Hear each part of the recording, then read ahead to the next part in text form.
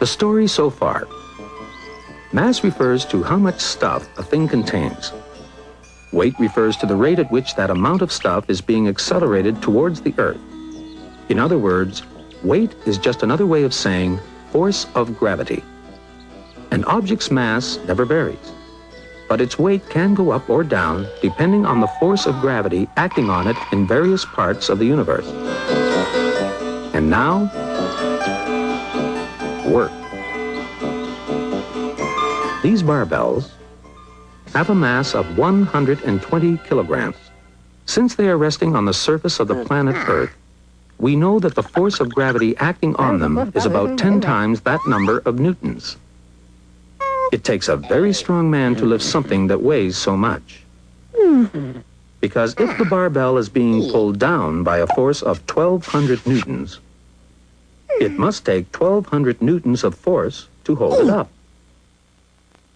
Of course, if we were on the moon, where the force of gravity is only 1/6 that of the Earth, anybody can do it.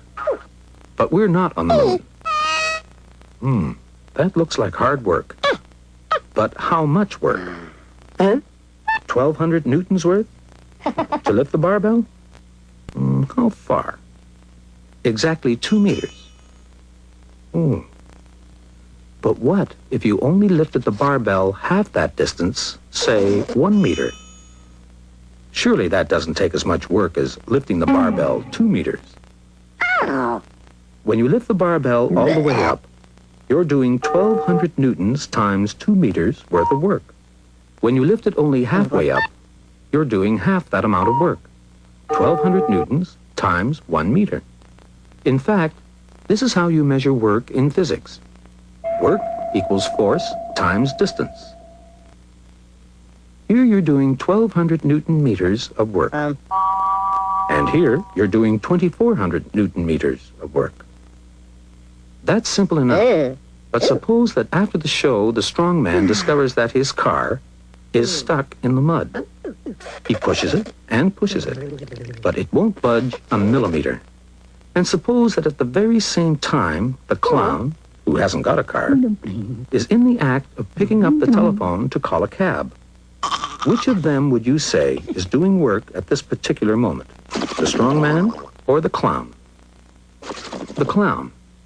Because work equals force times distance. And although the telephone receiver only weighs about 2 newtons, while the strong man's car weighs perhaps 15,000 newtons, when he lifts the telephone receiver, the clown is applying a force of 2 newtons through a distance of 50 centimeters, let's say, or half a meter. And therefore, he's doing 2 newtons times half a meter of work, which is 1 newton meter of work. The strong man, on the other hand, may be exerting thousands of newtons of force. But since the car's not moving, there's no distance involved, and the poor man isn't doing any work at all. A force of even thousands of newtons times 0 distance equals 0 work, whereas a force of only 2 newtons through a distance of only half a meter does equal some work, even if it's only 1 newton meter worth. But it's a bit awkward to keep on talking about newton meters of work.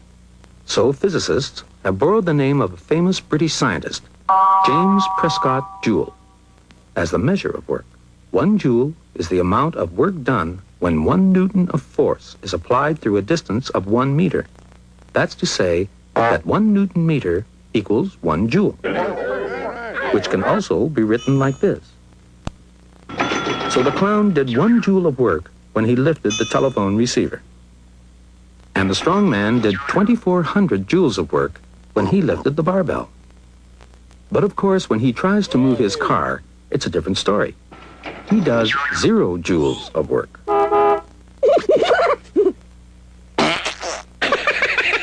That's